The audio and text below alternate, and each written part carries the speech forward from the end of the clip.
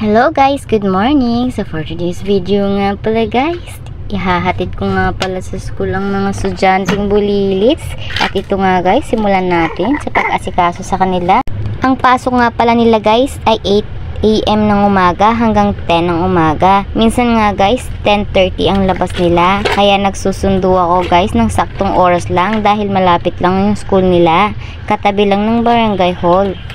At sa mga oras nga pala guys ng klase nila, ilang oras din silang wala. Nakakapaglinis ako ng maayos dito sa bahay guys.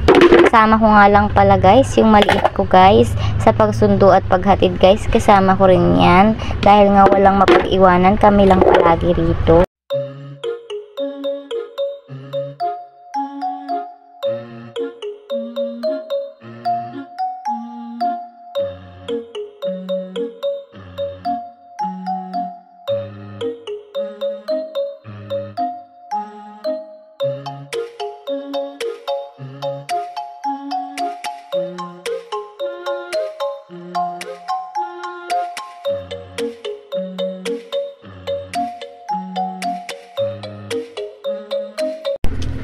At yun nga sa tumbler na yun guys, excited silang isuot dalawa. Gusto na nila agad bitbitin. Alam ko guys mabigat dyan, pero gustong gusto pa rin nila dahil siguro ang cute-cute tignan. At yun nga guys, maglalakad na kami. Hatid ko na silang dalawa. Ang bag nga ni Saysay hindi pantay dahil sa tumbler niya na nakaipit sa balikat niya guys. At oo nga pala guys, dito ako nahihirapan sa paghatid sa kanila kahit malapit lang dahil nga mapapadaan kami sa highway at maraming ang sasakyan guys. Lagi akong naninervyos dahil ang bibilis ng sasakyan at malikot si Saira ko. Todo alalay na lang nga pala ako guys dyan sa maliit na yan na nahuhuli. Ang kulit-kulit kasi niyan guys pag naglalakad. Buti na lang yung anak ng ate ko ay madaling pagsabihan, hindi katulad niya. At ayun na nga guys, malapit na kami sa school nila. Ilang minutes lang guys, malapit na kami.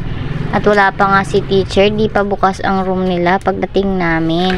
At yan, nagsimula naman magkulit dyan ang bulilit ko.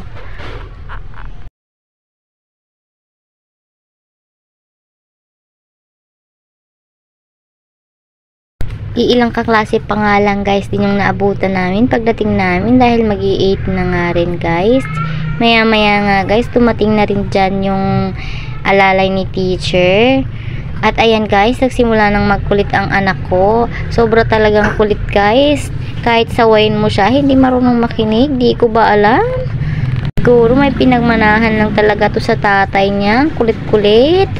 Panoorin nyo na nga lang guys kung gaano kalikot ang anak ko compared kay Zoe na nakatayo lang at nag-aantay. Ang dami niya ng galaw-galaw guys.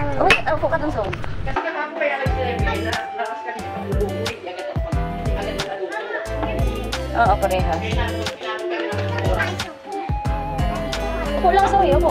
Ano ang pangalan niya? Atila. Meron pa ayaw niya. Tinatanong namin siya kung Kasi maganito na. hindi siya pumatay. Ano maganito? Maya nga guys, nagpaalam na rin ako sa dalawa na aalis na ako. Iiwan ko na sila. At yun nga guys, nagbabay na yung dalawa dyan. Sanay naman na sila guys na iniiwan. Thank you for watching. Bye!